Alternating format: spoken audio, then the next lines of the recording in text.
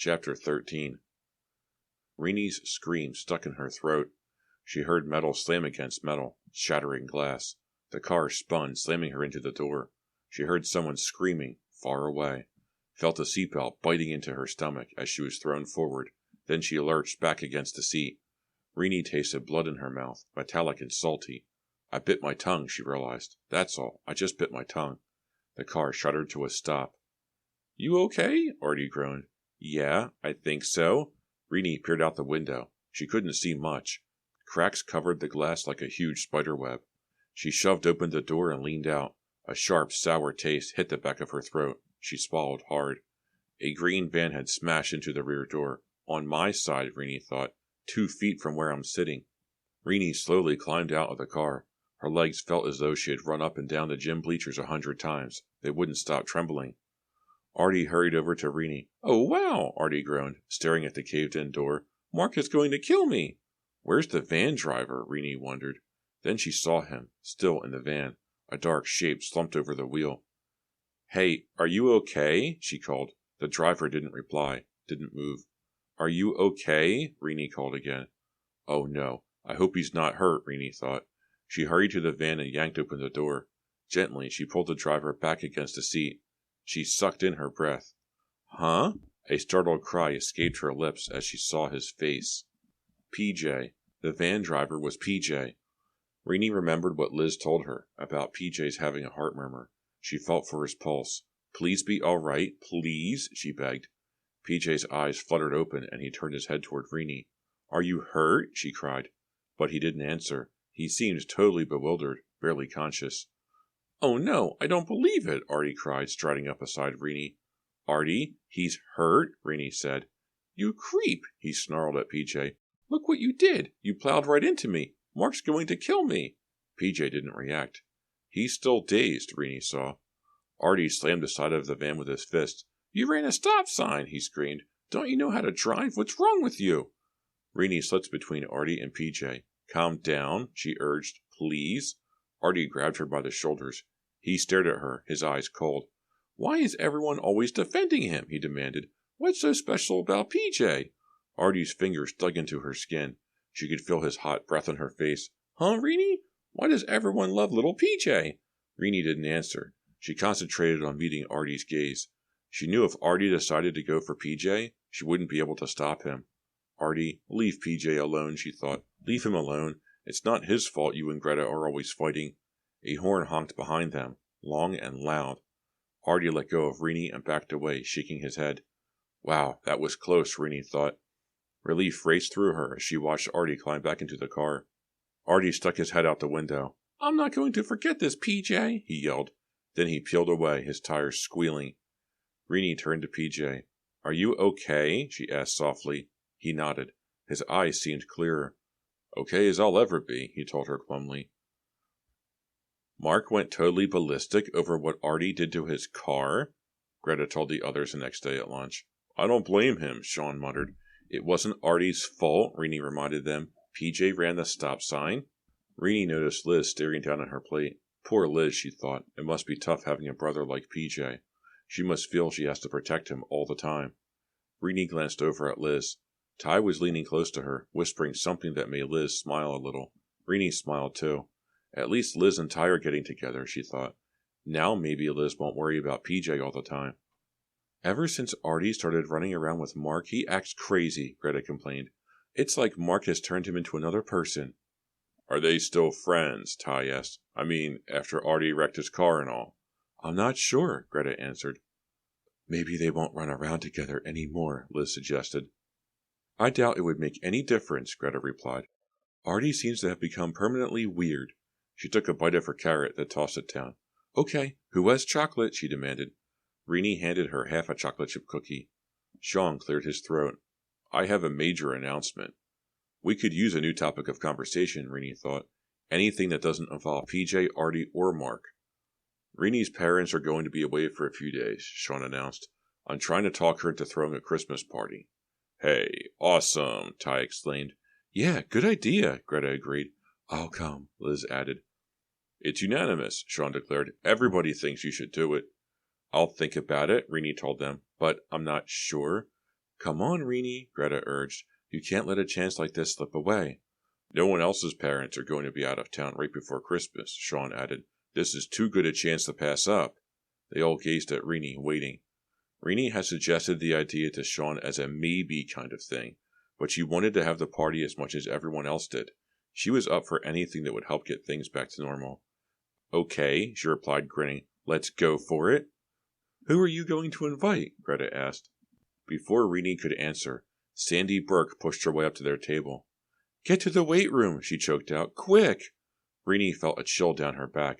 Something else has happened, she knew. Something bad. What's wrong? Sean asked Sandy.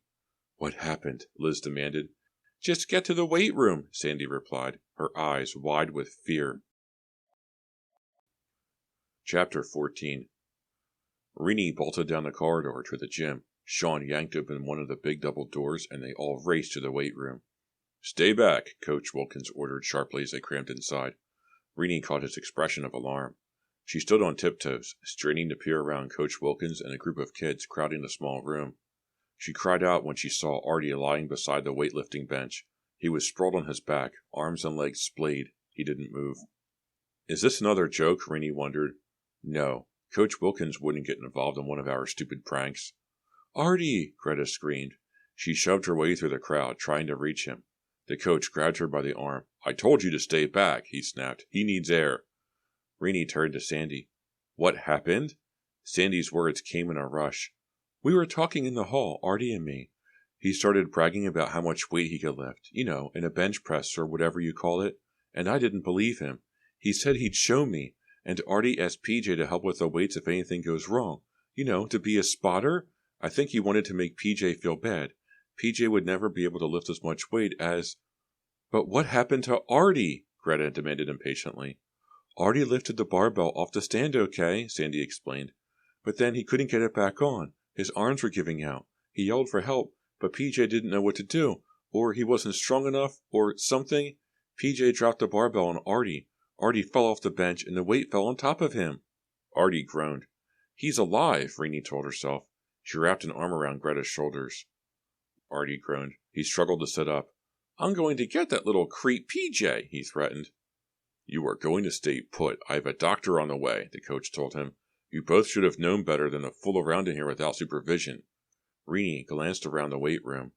She spotted PJ sitting against the back wall, staring down at the floor. Liz knelt beside him, an angry expression on her face. I feel sorry for PJ, Greta declared. He was only trying to help. Artie never should have asked him. He should know PJ can't do things like that. She hurried over to PJ and Liz. Whoa, Rini thought. That's no way to calm Artie down. He's going to explode if he catches Greta over there with PJ. He's already so jealous. Don't try to stand up until I get back, Coach Wilkins instructed. Do you understand me, Artie? Artie nodded, but the second the coach left the room, Artie struggled to his feet. Rini knew the exact moment he spotted PJ. His face turned the same dull red it had after the car crash. Nothing is going to stop him from going after PJ this time, she thought. Nothing. You little jerk, Artie bellowed. What were you trying to do, kill me? Please, Artie, Greta begged. Leave him alone. Liz jumped to her feet and stood in front of PJ, as if to protect him. Leave poor little PJ alone, Artie mimicked sarcastically. Poor little PJ who tried to kill me. It was an accident, Greta cried. Just an accident. He isn't strong enough to lift those weights, and you know it. Then Greta added in a sweeter, calmer voice. Come on, Artie. Accidents happen. Yeah, that's right, Artie said coldly. He stared menacingly at PJ. Accidents happen. With a loud groan, Artie dived for PJ. PJ scrambled to his feet. He stared frantically around the room. Greta threw herself between PJ and Artie. Don't touch him. Bad move, Greta, Rini thought. Now he'll want to get PJ even more. Defending her new little boyfriend, how sweet! Artie tried ducking around Greta to get to PJ, but she blocked his path. Coach Wilkins burst through the door. Stop right there, he ordered. He strode up to Artie and held him roughly by the arm. PJ, get to your next class, the coach ordered. The rest of you too. The show is over. The doctor wants to examine Artie, without an audience. Liz and Greta hovered beside PJ as they all filed out of the room. Rini glanced back at Artie. His eyes were focused on PJ. The muscles in his jaw clenched tight. This isn't over, she thought. This definitely isn't over. Sorry I'm late, guys, Artie muttered. He plopped down on Reenie's bed next to Greta and took a swig of her Diet Coke. Then he leaned forward to give her a long kiss. Interesting, Reenie thought. I guess they made up, for the millionth time since they started going together. How come you're late? You found something you would rather do than study trig? Sean joked.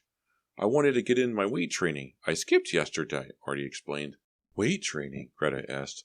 She didn't sound too happy. After what happened in school this afternoon? I didn't think you were still doing that.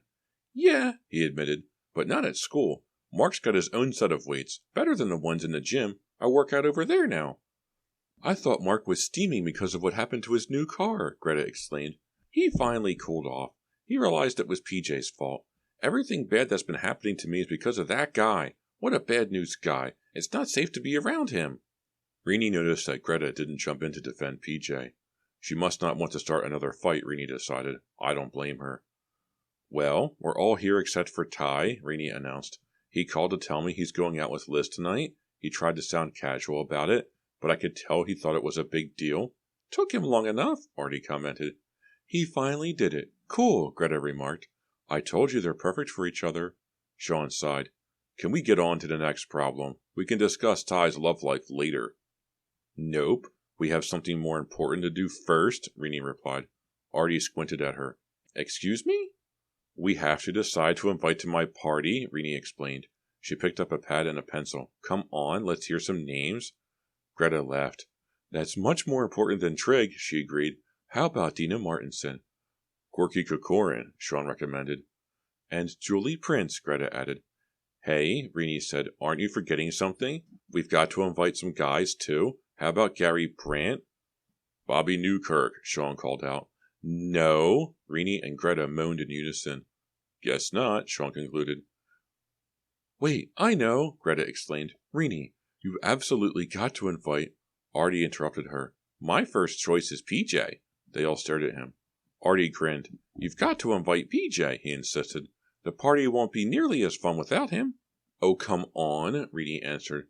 Mark and I have a little surprise for him. Your party is the best place for it. Artie grinned mischievously. No way, Reenie protested. No dumb tricks at my party. What are you two planning? Greta demanded.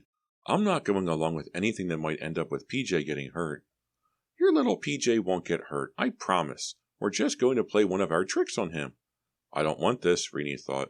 What kind of trick? She demanded.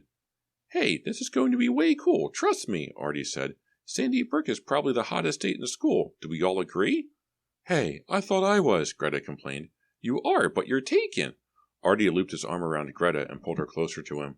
It turns out Sandy owes Mark big time. I don't know all the details, but Mark got her out of some mess with her parents. Anyway, Mark asked her for a favor, and she said okay. Get to the point, Sean urged. Artie smirked. Sandy is going to ask PJ to Reenie's party. She's going to ask him? Sean cried. No one would believe that, Reenie protested. PJ would, Artie replied. The guy's so weird he'd probably believe anything. So PJ comes to the party with Sandy. Then what happens? Sean asked. Sandy will give PJ a long, hot kiss, a real sizzler, right in front of everyone. Then she's going to fall to the floor and pretend to die. I don't get it, Reenie said. PJ will think his kiss was too hot to handle, Artie explained, laughing. Classic, Sean cried. Classic. It's awesome. Especially if we all pretend she's really dead. It's dumb and mean, Greta said. It's the dumbest thing I've ever heard. It's like the tricks we pull on each other all the time, Sean reasoned. It might make PJ feel like he's fitting in. It's too dumb, Greta insisted. Why spoil the party with something so stupid? Maybe we should stop our practical jokes, Reenie added. She shuddered. I almost drowned the last time, remember? Artie flushed. That was stupid of Mark and me, he murmured. But what could happen to PJ in your living room with all of us right there? I guess if Mark and Artie have to get even with PJ, a joke is the best way, Reenie thought. It would be kind of funny to watch his expression when Sandy drops dead from his kiss, she admitted. I can just picture it. Artie started wringing his hands and shivering. I guess I was too much man for her, he cracked up. So did Sean. Reenie and Greta held out for a second. Then they exploded into giggles. I can't wait to see what he does, Artie exclaimed. The kiss of death, Sean shouted. Artie laughed so hard, he toppled over onto the floor and lay there, clutching his side. Whatever you do, don't let Liz find out, Sean cautioned when they got control of themselves. She would tip PJ off for sure. Okay, Rini agreed, but afterward we have to remind them that we play these jokes on each other all the time. I don't want Liz to think we're picking on PJ. Definitely, Greta agreed. I can't wait for the party, Artie declared. The kiss of death, Sean said in a deep, sinister voice. The others repeated it after him. The kiss of death. Chapter 15.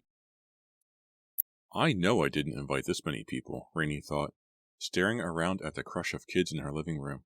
Their doorbell rang again. When Rainey answered it, Ty and Liz stepped in, stamping snow off their shoes. She couldn't remember the last time she'd seen them apart.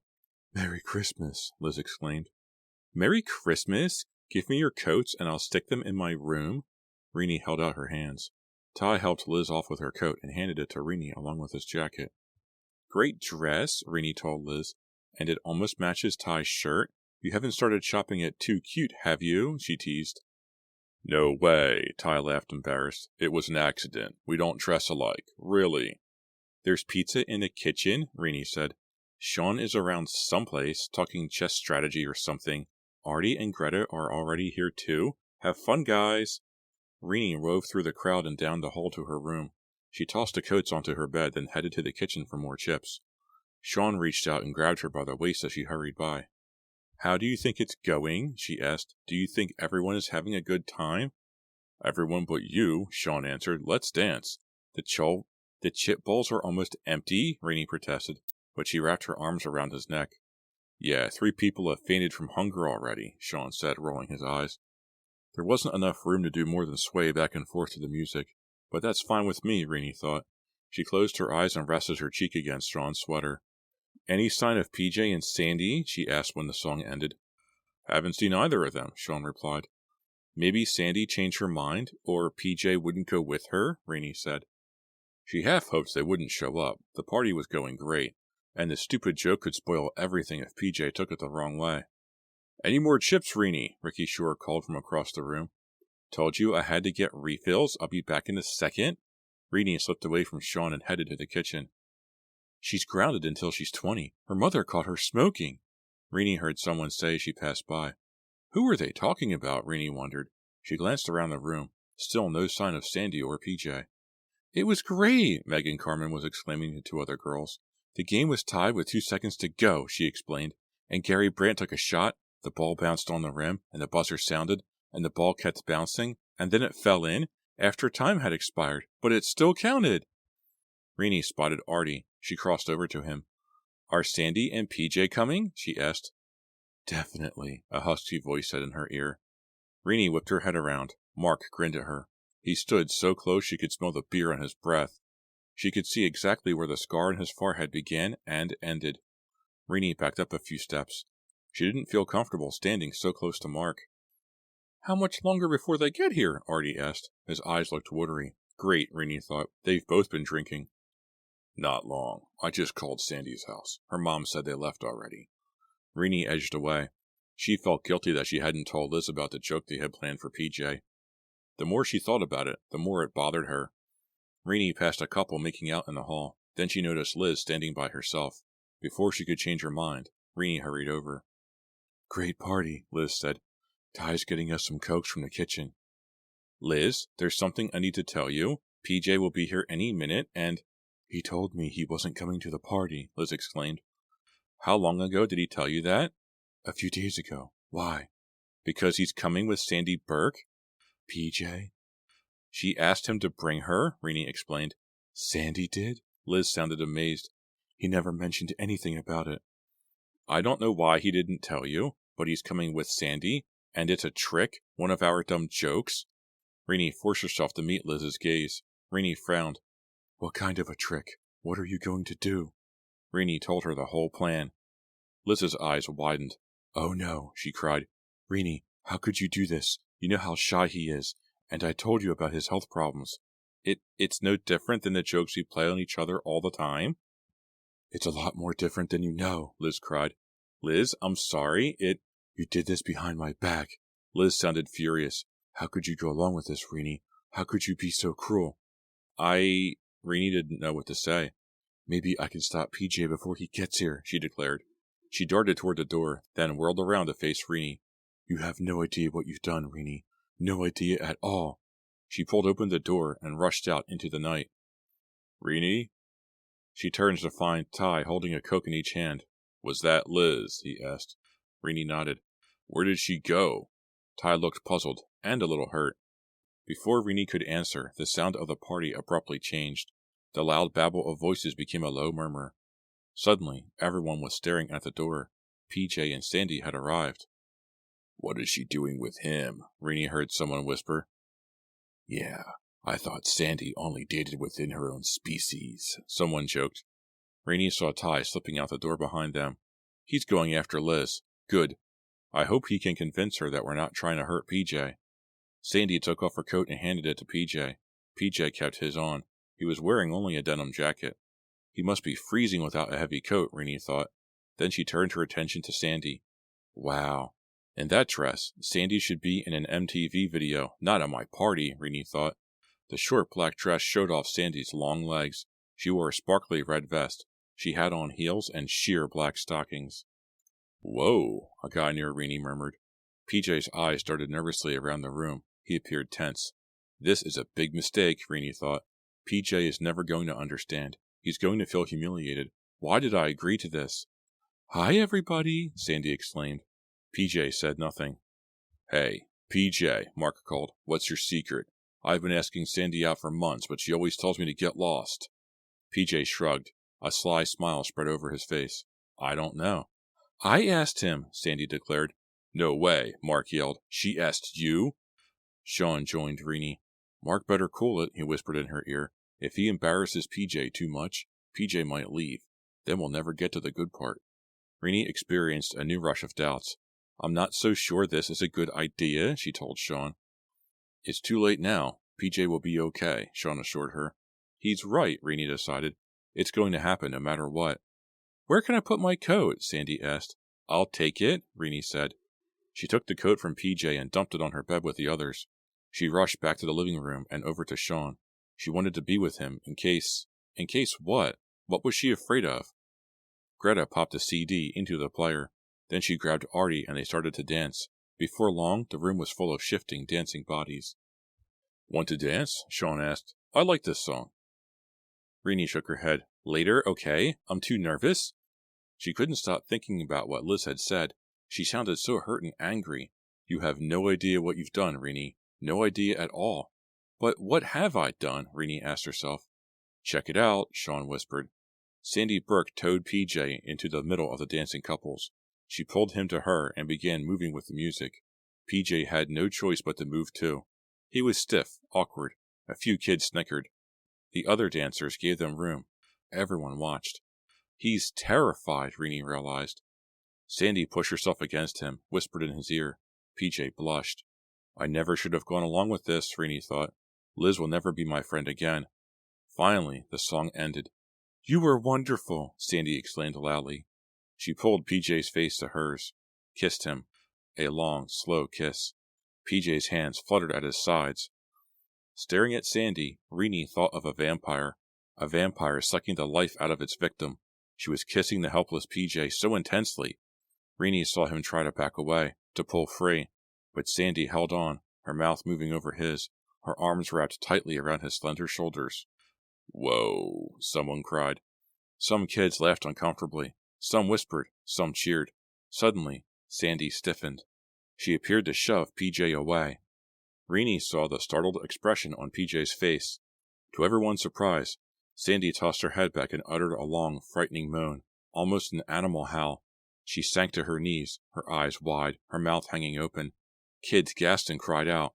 Sandy crumpled into a heap on the floor. What happened? Somebody help her. Do something! Alarmed cries rang out through the living room. Artie and Mark rushed to Sandy. They dropped down beside her and looked at her curiously. Give her air. Give her air, Mark demanded. Artie shook Sandy's shoulders. He shook her hard. Hey! Artie cried. Hey! Hey! He shook Sandy and waited. Shook her again. Too hard, Rini thought. Why is he doing that? Why is he shaking her so hard? Artie shot Mark a terrified look. Why does Artie look so frightened, Rainey thought. Why doesn't he end the joke? Reveal it to everyone. It's taking too long. No. A howl escaped Mark's lips. Artie shook Sandy by the shoulders.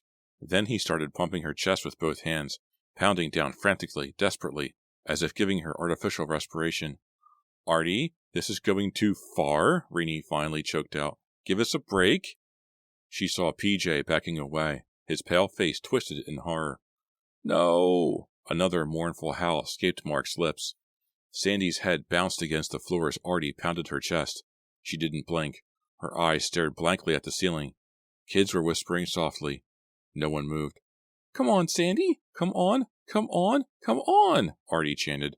Then with a cry, he leaped to his feet. His eyes swept over the startled crowd.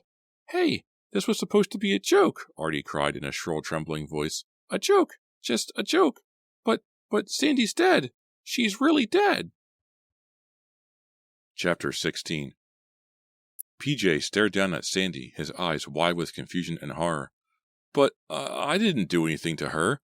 She's dead! Artie shouted, glaring up at PJ. You killed her! PJ's mouth moved as if he wanted to speak, but no words came out. Poor PJ, Rainey thought. He has no idea this is all a joke. Should I tell him? No, she decided. It's too late. They will only tease him more if I try to protect him. Rainey spotted Greta across the room. Their eyes met.